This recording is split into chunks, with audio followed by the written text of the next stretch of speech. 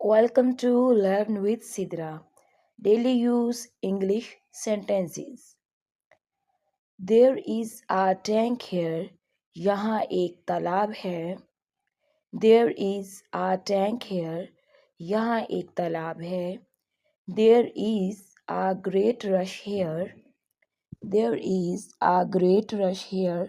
यहाँ बहुत भीड़ है. Boys are playing in the field. Boys are playing in the field. मैदान में लड़के खेल रहे हैं. There are boys in the field. There are boys in the field. मैदान में लड़के हैं. There is a boy in the house.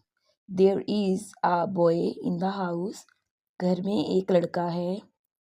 There is someone. There is someone. घर में कोई है.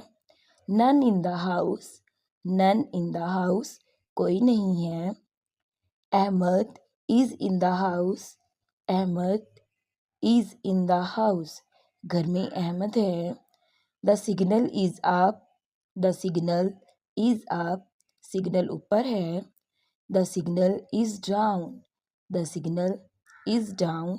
सिग्नल नीचे है. She lives in Karachi. She lives in Karachi. वो कराची में रहती है. She lives in Multan.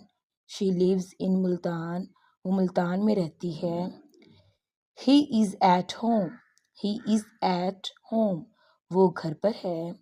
He is on deathbed. He is on deathbed.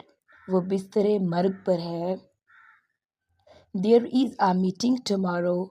There is a meeting tomorrow. कल एक जलसा है. There is a party tonight. There is a party tonight.